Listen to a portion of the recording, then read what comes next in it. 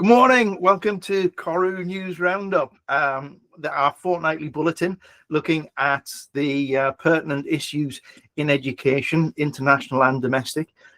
We are recording this a little bit early because, as some of you may already know, I'm jetting off to foreign lands as of Wednesday. And as a result, we're kind of getting this in early so that if we do happen to miss a breaking news story midweek, then our apologies. But I will be on my way on Wednesday to Hanoi in Vietnam to work with Fobicia at their event, their teaching community event, and I will be opening keynote there where I'll be talking about AI, the moral imperative, and then doing a couple of workshops on democratizing data, getting data to classroom level so that teachers can really use it. So it's more than just a compliance task for them. And then I hot-footed that same evening off to Wellington College for the Festival of Education in Bangkok. And I'll be as fresh as a daisy when I get there on Saturday morning, I'm sure. And I'm doing a couple of sessions there, which is very, very exciting. One of them is about whether schools are fit for purpose, a time for change, perhaps, where it asks some pretty big philosophical questions. And then the other one is we're looking at data again, democratizing data. And then from there, I'm back to Hanoi. And we do have a little bit of availability left in Hanoi and Ho Chi Minh if you'd like us to come in and do some work with you. So that pitch over and done with, let's get straight to it. Kaylee, over to you. Hi, good morning, Chris. Right, I am going to share my screen, which is something I usually don't get to do. Usually all the technological stuff goes over to you. I'm quite excited to be given this important role this morning. To kick us off with something that we have touched upon in previous recordings, previous podcasts, but is the kind of jump-in point for us today, which is to do with this this article from the Telegraph, which is, I have to say, not my usual reading, but I think it's really important to branch out and to read widely. I just thought I'd throw that in there. Which is this, the clickbait headline, "Too much screen time harms a child reading and math." But actually the research is pretty solid on this, and I thought I would bring it up. So there's been studies on this particular one in Canada that has recently researched, quite a few children, not a huge sample size, but a significant number, starting from year 4 going through to the end of schooling. And talking about their technology use and how it impacts them. Okay, I'm gonna dip in here and perhaps push back a little, particularly in relationship to the general readership of the Telegraph, which would tend to be a little bit older, and usually of a particular political persuasion, perhaps. And it maybe appeals to a conservative with a little c, those that kind of like things to be a little more traditional, perhaps. That notion of screen time, without necessarily wanting to say that it's wrong, the headline and so forth. I think maybe per se, I just wonder if screen time isn't the issue, it's just the avenue. We haven't quite got it right yet. I wonder if there are ways to do screen time and things like that than maybe we've got to grips with. And just like, I read this and it just kind of feels like, they want your kids sat in rows in silence, writing stuff out, getting the cane, all of that kind of stuff. And it just kind of feels all very hark back to a time that never really existed. I understand your concerns. I really do. And I did have a look at it and think there seems to be correlation, not causation. And that's often the case. I mean, when we read these things, when we look at this data, we're kind of going, and yeah, the correlation really is that, I've pulled it up at the top. For each additional hour of screen time, 9% lower odds of achieving higher grades in reading and math. Now, that is not for every child. That's a big conclusion to draw from a relatively small sample. How do you actually make that link? And I speak as someone that's worked on that kind of data both at Cambridge and at GL, track that data, and even their really strong data sets with massive standardization samples and things like that wouldn't go as far as making that kind of suggestion. But I'm going to take this to a slightly simpler level. Yeah. Go on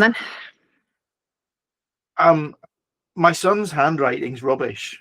And he hates writing by hand. And when he does written work, he generally does quite badly. When he types his work up, his work is really good. It reflects what's really in his head. So here's a question for you. If that's the avenue that works for him and allows him to express his ideas and knowledge and information and so on, does it really matter whether it's done by hand or it's done in typed up and on a screen? This brings us on to something else that we are gonna develop a little bit further, kind of further on in the podcast. You know, for me right now, and the answer to your question, no, I don't think it makes any difference. What this study is finding, and what there is at the bottom, many studies, bigger studies, more higher quality studies have found no evidence of screen time influencing school outcomes. But there is some stuff coming out, and I think what we're talking about, screen time in general versus screen time for education versus handwriting versus typing, they're all part of a big debate around technology use in school, right? And I think this was an interesting launch pad. Should we launch into some of the other things that we've got, which I think will further arguments either way. Sure. So if you unshare, I'll stop presenting my screen. This is it. My part is over. I have been trusted with one. I will do I will start and reshare. Okay. This actually, I thought this story that we've got coming up here in The Guardian, and it's about AI, and I guess this is quite at the forefront of my mind, given the sort of tour that we've got coming up around Asia and New Zealand. I'll be talking a lot about AI, and I'm thinking a lot about it, possibly too much, and so on, and starting to think about how pupils are using AI. And it's interesting that I think this article refers to a study done by OUP. Hello to my friends at OUP, by the way. Rachel Rogers, nice to see you, and Amanda Clark too. Okay, thought I'd give you two a mention. Yeah, this idea that AI is eroding, people's fear that it's eroding their ability to study. Now, 1 in 4 students say it makes it too easy for them to find answers. I've got an interesting perspective on this, both as an economist, because I taught economics for a lot of years, but also as someone who kind of is buying into the power of AI to do stuff. There's a little bit of a bandwidth thing going on here. If it's providing you answers as a child or an adult, and it's freeing up your time for other more magical stuff that you can do, then it's not too much of a problem.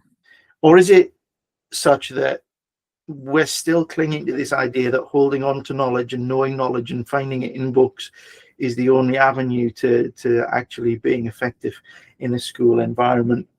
But I like the idea that kids are worried because they're starting to question the value of it, and I think that's a really important step forward. Yes, that's what drew me to this article, and that's what I liked about it, because we can sit here and pontificate, as we usually do, bi-weekly for as long as we like. But actually, if we're getting it, if students are starting to be asked and they are able to have a voice and they are concerned, there are some concerns in here about other students cheating and them not. I mean, very real, very human concerns, not just about themselves and their ability to learn, but about the fairness of the system. I think that it's worth listening to. It's worth looking at. I found it Okay. really interesting. I think it's great, and that idea of inequity, kids sniff that out, don't they? The slightest inequity in class, Oh and yeah. oh my word, the world is coming to an end. Even at dinner time, I've got the two kids, and if I get the portion size wrong or the pudding delivery time wrong, boom. So it's the same thing here. Yeah. Interestingly enough, one of the courses that we've just launched is we run the first session with kids at a school, and we use that to mold and change and tweak what we do with the teachers, so the kids have got an opportunity to engage in an honest, open conversation without that kind of teacher-student dynamic that can make them feel a little reluctant to be totally honest, let's say. And we do work with AI, and we use that as a little bit of a sort of information gathering session, but also looking at the safe uses of AI in schools. And then we take that forward and do the work with the teachers, so that they're actually getting context specific support and training around what their kids are doing. And I love this idea that the kids are actually driving the agenda. Yeah. I think that's exactly how it should be. Yep. I think that's it's really cool. It's really important. There was also a study mentioned in the middle of this article, if you get a chance to go and have a look at, a bit further down, Chris, highlighted in red, that's it. Brain electrical activity during essay writing, which I thought was really interesting, because it looks at cognitive. Yeah, your cognitive depth. Offloading, isn't it? That idea where you offload it, so you're not as busy in your head. Well, yeah, and whether whether there are concerns that should be raised about the long-term educational uses of relying on AI. I've got a better idea. Why don't we use that cognitive space for something else that's more useful than learning stuff? Oh, Chris! Boom! You hurt my heart as a teacher. Why don't we just fill that space with something else? That kind of this is the economist in me, I suppose. The technology allows you to deliver more to the economy, and it allows you to fill that space with other activities, other behaviors. And I kind of wonder whether that's what we could be doing. Could we be having more of those sort of critical discussions, those critical skills, those analytical skills, rather than having teachers as the guardians of knowledge and books as the sort of the store of knowledge? Why don't we just have, okay, they can pick up that knowledge somewhere, they can get it, we can talk about it, because the one thing that teachers complain about regularly is not enough time to talk to their kids. Boom, I've just offended you, haven't I? You haven't offended me. And I do agree. I think there's still a huge amount of fact learning and emphasis put on that, when there really doesn't need to be, because we can Google it. And I don't know, maybe I come from an old school view that when you write an essay, you are pulling together all the strands. It is a creative process. It is a creative process of meaning making, trying to pull together everything on a topic or on a theme. And I don't agree necessarily that they all have to be in school, and they all should be decided whether they're A's or B's or C's or 1s, 2s, 3s, or however you're going to grade it. But I do think it is an interesting way of assessing what and whether you can draw these things together. And if we're not doing that, if we're not drawing together on different threads and pulling it together in creative, cohesive thoughts, if we're just letting an AI model do that for us, then we're disservicing our students, because they're not getting to do that. If indeed that's the only avenue to have that kind of bringing things together and constructing those arguments. A Viva, for instance, the Viva Voce that you do on the IB, or the Vivas that you do at certain universities on certain courses, would all kind of tie into that. They're an alternative, and quite an interesting one. And I sort of wonder if maybe presenting stuff in a written format is necessarily everyone's kind of strong suit. I just wonder if maybe there's an avenue to, okay, let's collect the information elsewhere, but be ready to talk about it, because Oh, for ultimately sure. There needs to be goes on. There needs to be both. There needs to be all, because, you know, not all of our students have access to IB and university level kind of stuff. We need to be doing this every day in normal classrooms. We need to be giving those options. We need to be, you know, pulling both of those things. But I think, yeah, I think we need to be cautious about, you know, saying, oh, we don't need to do that because AI can do it for us. I don't know. Yeah, I mean, it's interesting. I think I've still got this kind of romantic notion that education happens in that sort of magic space between teacher and student, in those kind of conversations that you have. And I just wonder if this is the chance to free up a bit more conversation space. Open that door a little bit. I guess teachers are using it to save time, so why can't pupils? Yeah, I think they can. I think they can, but I don't think it should be all.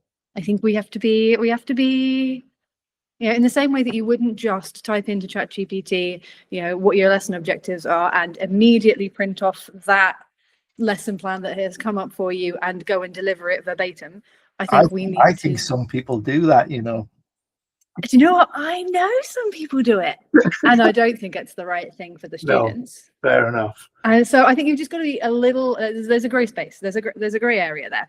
Absolutely, I think that's probably fair. But I do like the idea that this is led by the students that are setting that agenda, because I think actually ultimately we need to listen to what they need. And I suspect that maybe teachers don't always have time to do that, particularly with complex stuff like this. For sure. Yeah, I'm gonna skip on now to the this article in the Times Ed about students being reluctant to use AI for fear of cheating accusations. This is in the SQA report, Scottish Qualifications Authority report, and this troubled me a little. This is like the wrong side of the previous article for me. It tells me that the system is kind of holding kids back. And I quite like the idea that pupils were aware of their own learning in the previous article, and that was fine. But then I started to worry a little bit that in this setting, students were changing their behavior to fit the system, and that always troubles me a little. It's true, Chris. I can't see that article up. I've still got the old one up. So, sorry, just let me have a look. I've got pupils fear AI is eroding still. Just there we go. There we go. Just before launching. Yeah, I thought this was interesting, and I thought this tells us a lot about how students are feeling in school, and how this kind of each individual teacher's approach to AI is actually having an impact, because students are really unclear as to what is cheating and what's allowed and what's the, you know, I don't want to be policy for policy's sake. I don't think we need a policy for everything. Don't get me wrong.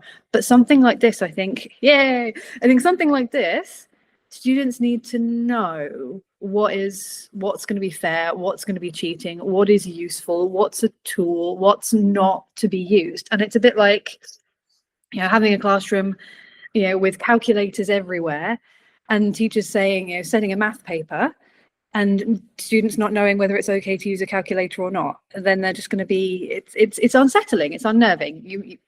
Students need to know calculators, yes or no. Like, can you get ChatGPT to write a policy for you so you can update it relatively quickly? Just a thought. Probably.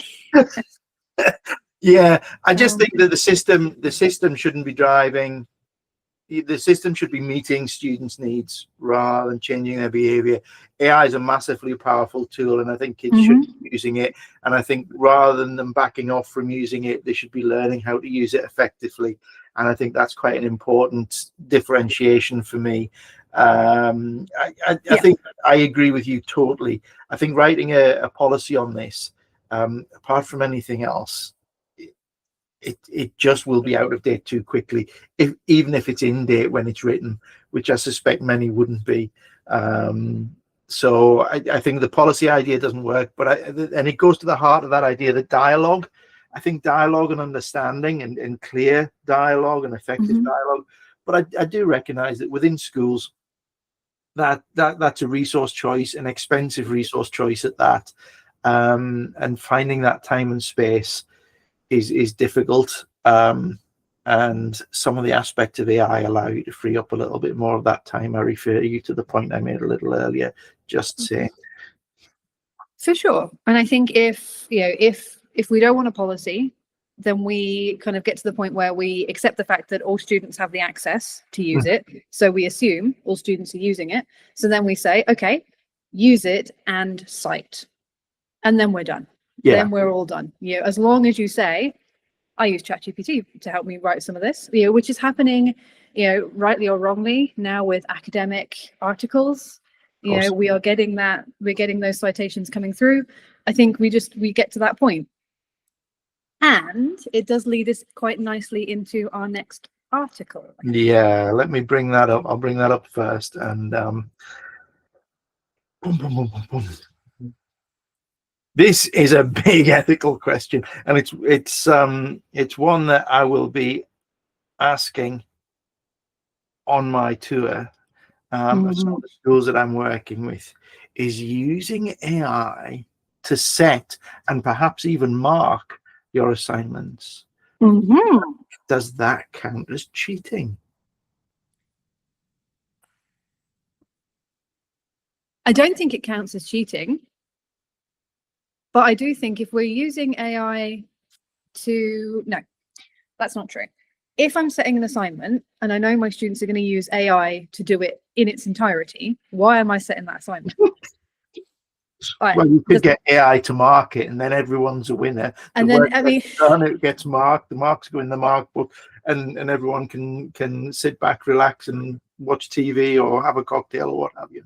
Well, the only thing we're then doing is, destroying the environment by water use. It doesn't make any sense. It really does then start to become, a bit of an absurd situation. We are then just tick boxing for the sake of tick boxing. I think 8 in 10 teachers have had to rethink, and I don't think that's a bad thing. I don't think that's terrible. And you know what? Actually, I have some sympathy for teachers. This is a great article. It's from a survey by the British Council, who's an organisation that I trust greatly, and I actually am a subscribed member of. And interestingly enough, I think a lot of teachers don't get the time to rethink or reflect because they're just so busy. They've got so many things on their desk to get done that a lot of them end up in survival mode. I know that there are periods of my working life that have been like that, and I imagine some of yours. It was tended to be a little more relaxed when we were in Italy than it was in other places that I've worked. For me, for sure.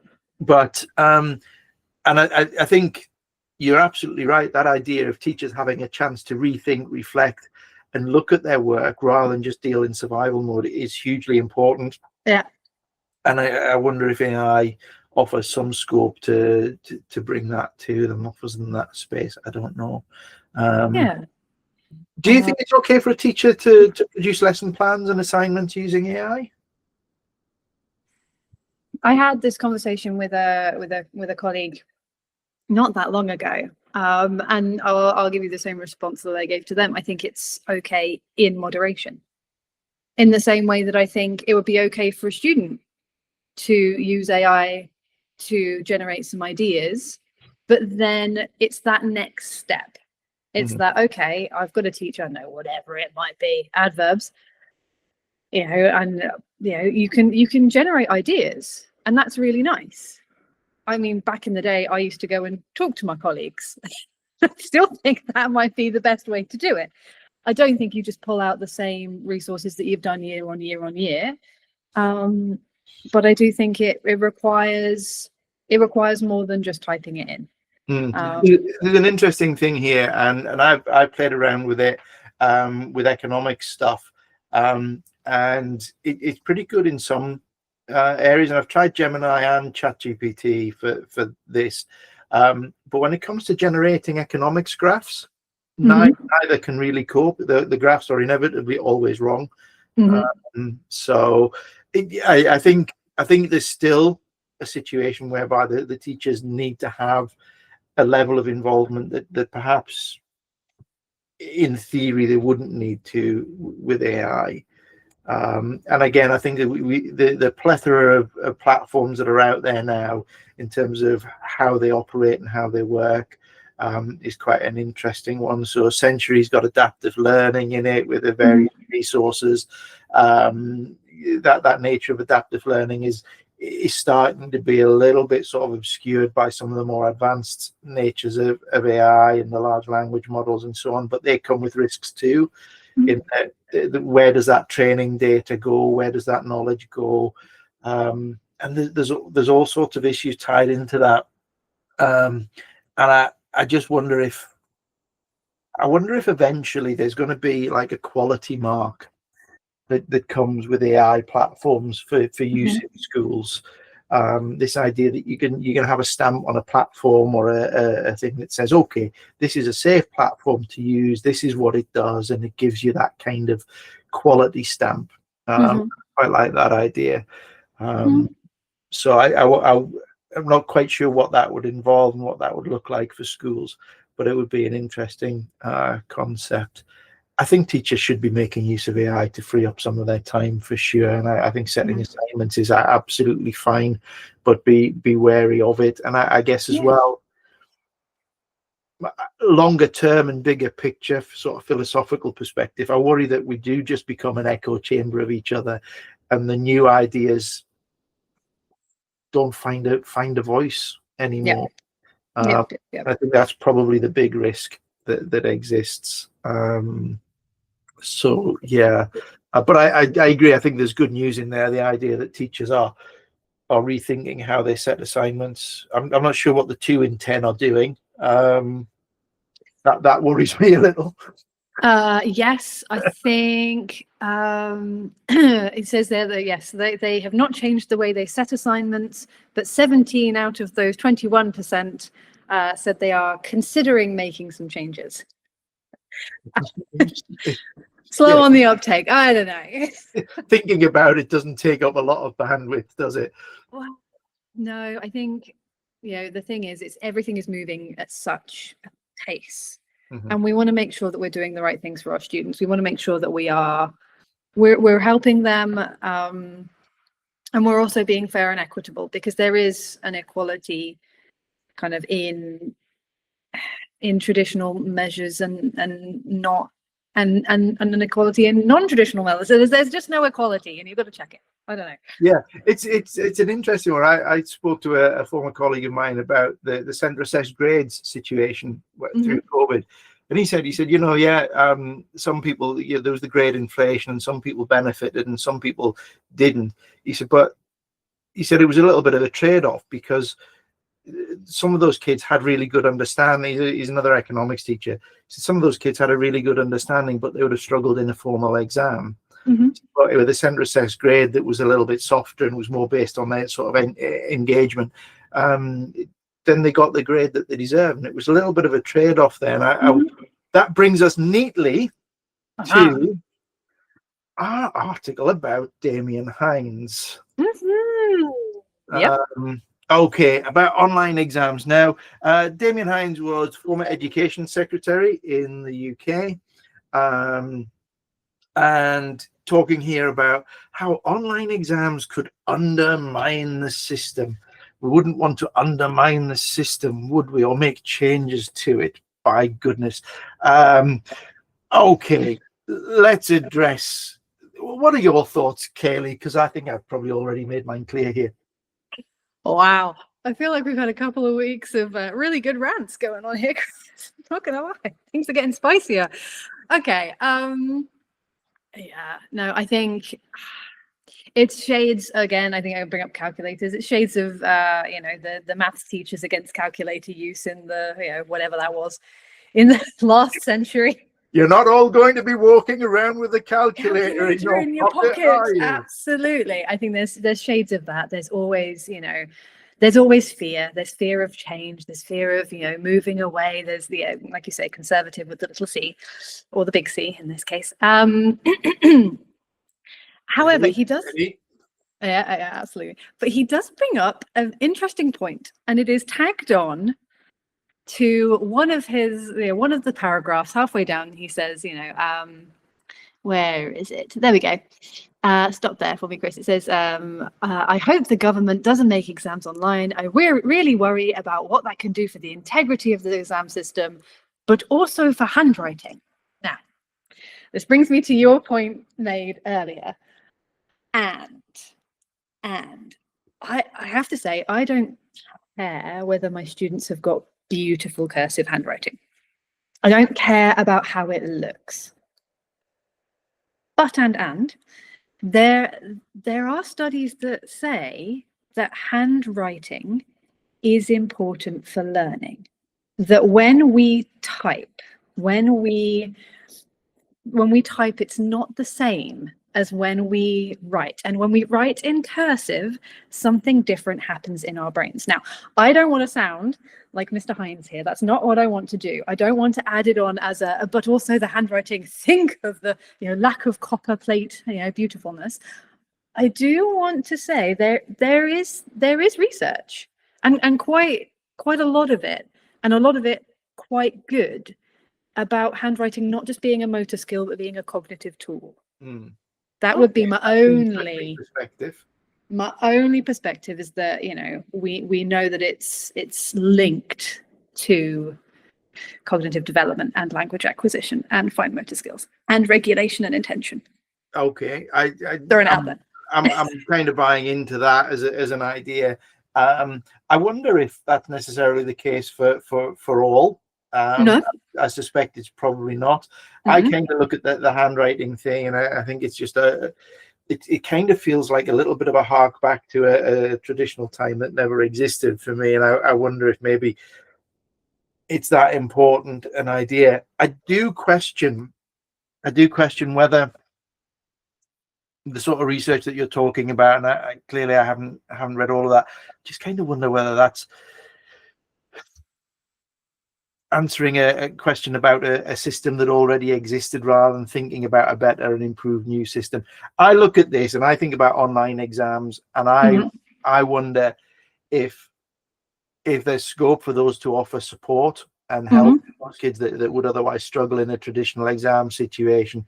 Now, we value unseen written exams because they allow us a kind of administratively convenient process to isolate the child, get the knowledge out of them, see how they construct that knowledge, and then we can assess it and mark it. And that's really the only way that we've got, apart from Viva Voces, to analyze that independent individual knowledge. But within that removes a lot of sort of scaffolding and support that can work. A lot of scaffolding and support that students, youngsters, and adults would use in their everyday life to help support their work. And I sort of wonder if maybe online exams would allow you that facility.